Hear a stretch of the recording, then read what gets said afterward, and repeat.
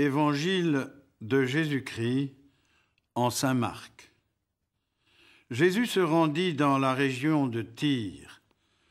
Il était entré dans une maison et il voulait que personne ne sache qu'il était là. Mais il ne réussit pas à se cacher.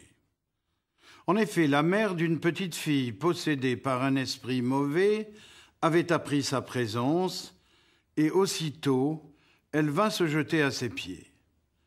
Cette femme était païenne, de nationalité syro-phénicienne, et elle lui demandait d'expulser le démon hors de sa fille. Il lui dit « Laisse d'abord les enfants manger à leur faim, car il n'est pas bien de prendre le pain des enfants pour le donner aux petits chiens. » Mais elle lui répliqua « C'est vrai, Seigneur, mais les petits chiens sous la table mangent les miettes des petits enfants. » Alors il lui dit « À cause de cette parole, va, le démon est sorti de ta fille. » Elle rentra à la maison et elle trouva l'enfant étendu sur le lit. Le démon était sorti d'elle. Jésus est un nomade, il ne tient pas en place. C'est toujours « passons sur l'autre rive » ou bien « il faut que je poursuive ma route ». Et là donc, le voilà qui a passé la frontière, il se trouve dans une région que nous appelons aujourd'hui le Liban. Il est entré dans la maison d'une païenne et cela choque évidemment les Juifs qui sont très vite informés de cette situation.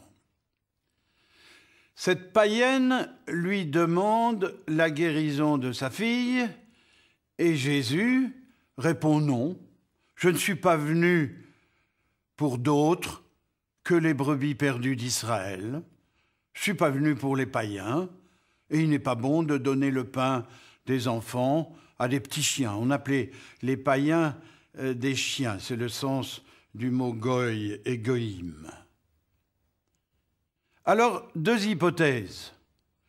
Ou bien Jésus veut montrer à quel point cette attitude intransigeante à l'égard des païens est monstrueuse, ou bien il veut permettre à cette femme de souligner sa foi, parce que Jésus se doute bien que pour la santé de son enfant, une femme est capable de toutes les folies et qu'elle tiendra bon devant ce refus.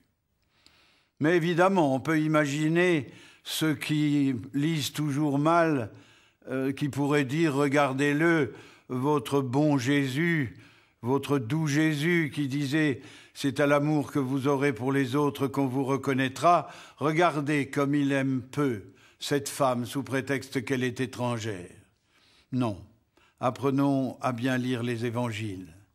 En tout cas, le Christ souligne que c'est sa foi qui a provoqué la guérison.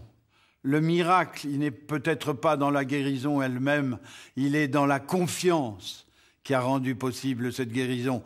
Et à un moment donné, l'évangéliste nous dit que Jésus ne put faire aucun miracle parce que les gens n'avaient pas confiance en lui.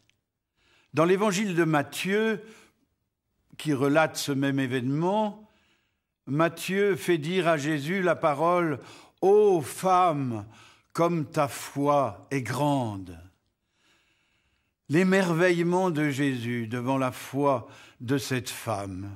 Elle ne s'est pas laissée impressionner par une rebuffade. Elle a confiance.